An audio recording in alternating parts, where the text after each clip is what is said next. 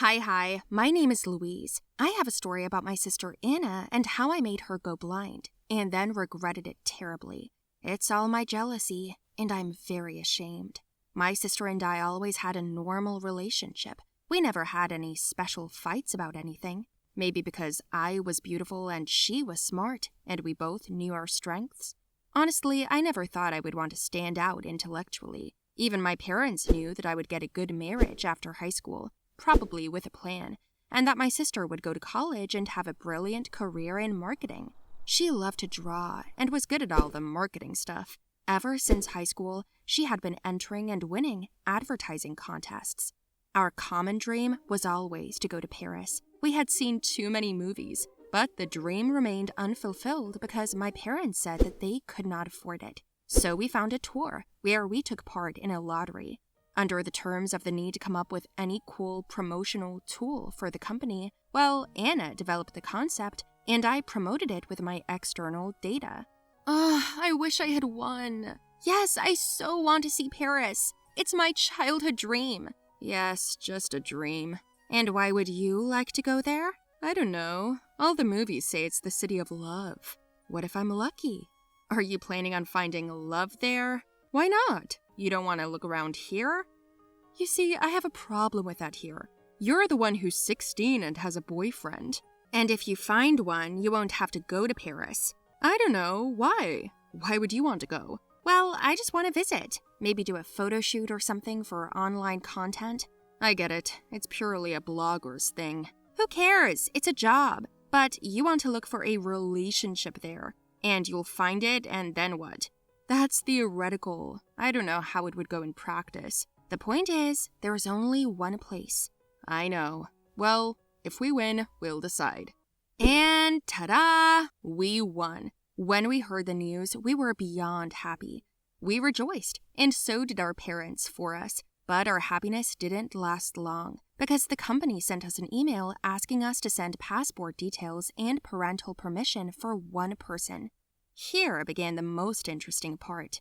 Anna, well, you understand that we only won because I was in the frame with my gorgeous hair and gorgeous figure. Yeah, but you were talking and doing everything according to my script. It doesn't matter. The viewer is looking at the picture and the host, not who wrote it. Oh yeah? Do you think that if you're beautiful, you have more rights than I do? No, well, what if you don't find a boyfriend there either? Then what? So if I go, there will be pictures and I'll bring you a souvenir. I don't want souvenirs. I have the right to go, and more than you because I worked harder. Are you saying I'm stupid? You said it yourself. What? And we fought. For the first time in our lives, we fought so hard that we stopped talking. A trip to Paris became a matter of principle, and I was determined to do whatever it took to get there. A cunning plan in my head had matured on its own. I had an acquaintance, Adam. He was a slippery fellow, but we had good rapport, purely on business, something to solve somewhere. He used to come on to me, but I blew him off. He's good-looking, he's handsome in both body and face, but we wouldn't be able to go out. It's a nightmare when two beautiful people get together. I wasn't ready to wait for a guy to get ready for 40 minutes. I was spending 30 myself already. So I talked him into it. I paid him to dazzle my sister. Not literally. No, I didn't want to harm her health. But I wanted her to fall in love with him until she was unconscious, so that Anna would find a boyfriend here, as she wanted, and the trip to Paris would be unnecessary. Everyone gets what they want. Is that so bad? I think it's fair. So, of course, Adam charmed her. They got to know each other, and they got into a whirlwind relationship. At this time, I began to collect the papers to send to the company, but my mother had to leave urgently to visit my sick grandmother in another city. And I had problems with my passport. And to make a long story short, I had to wait for her to get back. At the same time, my sister and I were still not talking, but I watched her go nuts. Anna spent all day on the phone, went around in high spirits, was hardly ever home, and even changed her appearance a little, became more feminine and confident. By that time, I had already done all the paperwork, collected it, and sent it to the company for a review. The answer should come soon in the form of a letter. I had to wait, and in the meantime, I was looking forward to the moment when my plane landed in Paris. Hello, Adam. How are you? Fine. How are you? I'm okay. Your mission is accomplished. Thank you. You don't have to play the game anymore. You're free. Yeah, but I changed my mind. What do you mean? That's not what we agreed. I don't want any money from you. I made a bet with other people. What other people? For what? For a bed. If I put your sister to bed tonight, the money is mine. How much? How much what? How much will they pay you? I'll give you double. Careful, sister. It's not just the cash, it's the excitement. I'm not selling my ego, so go ahead and eat your croissants and frogs while While you what? He hung up, and I was shaking in anger. I regretted the whole thing because I'd gone too far. I ran up to Anna's room right away, and she was just about to go out with that monster. I tried to talk her out of it, but she wouldn't listen to me. What? Not go? Why shouldn't I go on a date with my boyfriend? It's just, it has to be. He's a jerk, and you don't know anything about him. So you're jealous of me? That such a handsome guy would look at me and not at you? That's not the point. You could make a huge mistake. He's not worthy of you. It's not for you to choose who's worthy of me and who isn't. I'm going. I'll be home late. Bye. Man, I was confused. I didn't know what to do. It was all my fault. I started looking for the place where they had their date. I managed to find it through mutual acquaintances with Adam, and they gave me the name of the cafe where they went. I followed them, and after dinner, they went to his house. I watched through the window as they hugged and danced, and at the most responsible moment, I climbed over the open kitchen window and yelled, "No, Anna! He's cheating on you!" What? What the fuck are you doing here? He's not worthy of you. Please don't do this. He's an asshole. He bet on you. What are you talking about? Adam, is this true? Whoa, princesses. Louise, let's get this straight. Didn't you call me a month ago and ask me for an interesting favor? That was a mistake. What favor? What do you mean? Baby, your sister asked me and even paid me to make you fall in love with me. In the meantime, she's applied to the company and will be flying to Paris soon. While I was distracting you, your sister was stabbing you in the back. And he made a bet to sleep with you tonight. Are we going to race to see who stabbed you in the back the hardest? I'm sorry, Anna, but I can explain. Fuck you both. I hate you. She ran away crying. I slapped Adam in the face and ran after her. I barely managed to catch up with her on the way home. Anna was hysterical, screaming and crying, and I was so ashamed. I didn't know how to fix the situation. I'm sorry, Anna. I'm a fool and a sheep. I'm ashamed. I am a monster. I'm sorry. You want to know what hurts me more? What you'd expect from a guy like that, but not from your own sister. It wasn't just me you betrayed. You betrayed our dream. You were mean and despicable. It's not the fact that I'm not going to Paris that hurts me. It's the fact that I no longer have a sister. Her words, like a slap in the face, made me freeze. I was frozen in the middle of the road, unsure of what to do. We then didn't speak for a week, and then the people from that company came to our house. They said that since I hadn't been in touch, they decided to come by themselves and ask my parents for permission for me to go. At that time, Anna came out of her room. She gave us all a leering look, and I blurted out, "I'm sorry, I'm not going. Another person is going.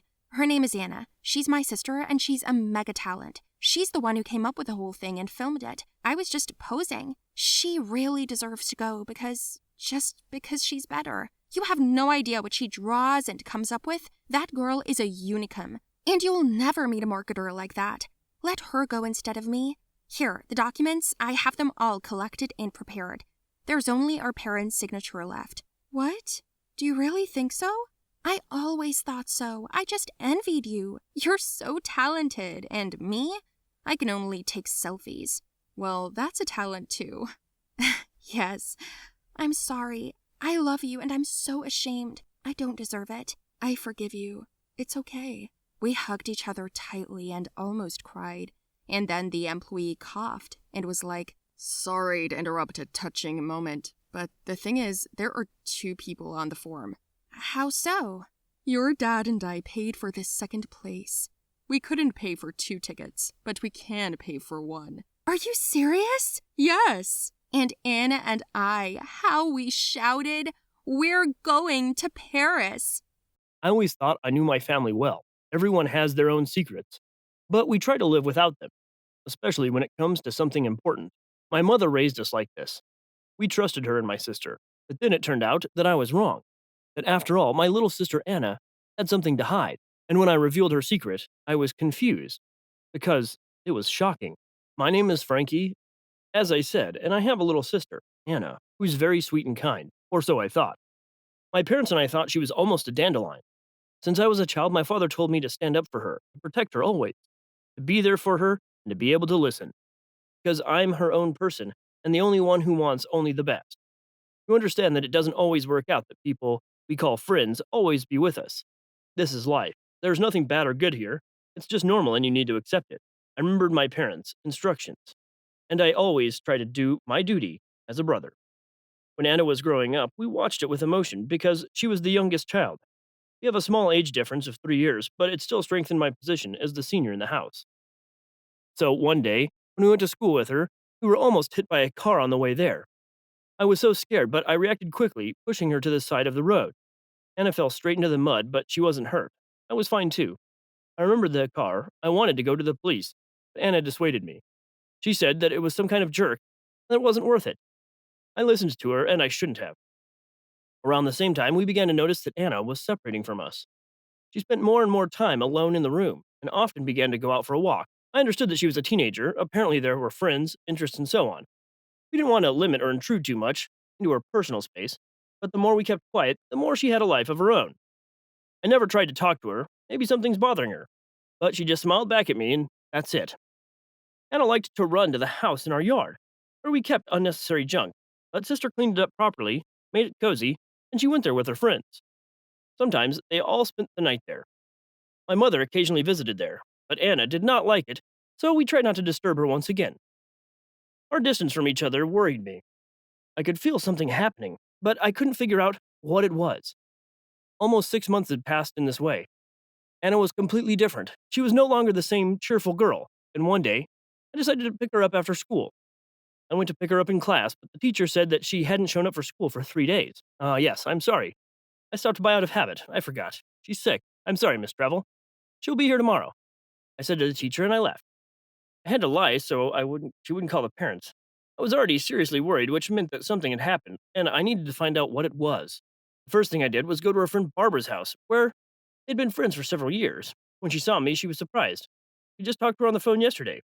She said that she was at home, that everything was fine. She said that she would do her homework because today she has a chemistry test, Barb said. My sense of unease was transmitted to her. Her friend said that Anna had changed a lot. She's become secretive since she met a guy named Brad. I immediately asked who he was and where he came from, but according to her, my little sister didn't really want to talk about him. They spent a lot of time together, so for the last 3 weeks, we haven't even met once. Just talked on the phone, she said. I decided to find him, but there was so little information that I realized that it was possible that I would find something in her room. I went home and told my mother that Anna had gone to visit Barbara, and I went to my sister's room secretly. I quickly searched the room, but found nothing special, absolutely nothing. However, the only thing that I noticed was some kind of book, or rather a notebook with numbers. What they meant, I didn't understand. I took it with me, and then I abruptly remembered about the house in the yard. I went there and saw a combination lock with a hesitant movement. I tried to enter the numbers combination, but everything was wrong. For 20 minutes, I tried to open it and even break down the door, but nothing happened. I sat down on the ground, and I began to think, what is it that she installed a combination lock? And then suddenly, I felt her notebook in my pocket. I tried a few numbers, and voila, the door opened. I went in there and turned on the light. In general, everything looked the same as always, just a little dirty. After a little digging, I suddenly noticed the shoes. They were men's shoes, and Brad came to mind. Ugh, I didn't even want to think about him being here. I checked the wardrobe, the sofa, the table, but there was nothing special, and before I left, I tripped over the shoes and almost fell, hitting the wall next to the TV. I clicked on something, and I heard a click. The head immediately turned to the side of the door. Only now I noticed that the recess in the shape of the door was different in color from the main wall. As soon as I opened it, almost fell in a small opening, like a tiny room. I saw a weapon. Oh, my God. Sis, where are you going? I thought. I didn't take it with my bare hands, so I took Anna's t-shirt, wrapped it up, and took it back to me. I had my things in a safe place, along with my notebook. Almost as soon as I walked in, my mom asked me to call Anna, and she told me the news. There was a murder in the city, and it happened just a couple blocks away. I was worried. I called Anna, but she didn't answer, and a moment later, she appeared on the doorstep. She behaved so naturally and sat down at the table and began to ask what was for lunch. My mother asked me about school, and I sat there and listened to how easy it was for her to lie. I didn't know how to talk to her, where to start, and then a couple of hours later, she said that a friend had come to visit her and she wanted to go.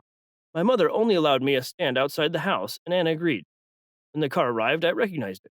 It was the sedan that almost hit us on the road. They went into the house. In the yard, I followed them. He was so ugly, older than her, and my heart sank. I couldn't help but rush in, grab him by the collar, and push him against the wall, and the door opened. Anna nervously cast a glance there, and he asked, "Where? Where is he?" Not even paying attention to the fact that I'm holding him. Anna said she didn't know, and then she yelled at me. It all happened so fast. Your weapon's in a safe place with all your prints, I told him, and he turned pale. What did you get her into? While Anna begged me to let him go. Brad tried to free himself, but he couldn't, and I clenched my fist and was about to paint his face when Anna said that I had misunderstood everything. Brad tried to hit me again, so I did it first and he passed out. Anna began to cry, and I demanded an explanation. She begged him not to turn him into the police and said that his brother accidentally shot while playing with a gun and wounded a man. Brad tried to hide it, but she helped him. I asked her where he got it and why he almost ran us over on the road, and she said it was his stepfather's, and he was a criminal, but Brad's mother loved him, so she asked him to hide it. The stepfather's being tried. If he gets caught again, he'll be put in jail forever. She loves him, and Brad, he's protecting his little brother. His stepfather was in the car at the time. He was drunk and doesn't even remember driving. Anna said as I was stunned, and then Brad came to his senses and told me the same thing. He begged me not to hand him over to the police, but I said I couldn't let it go. But I knew that my sister would also suffer for possession of a weapon. We told our parents, and they were horrified, but they thanked me for doing the right thing. Brad's stepfather was jailed for selling illegal things. Anna was interviewed, and Brad himself was also punished.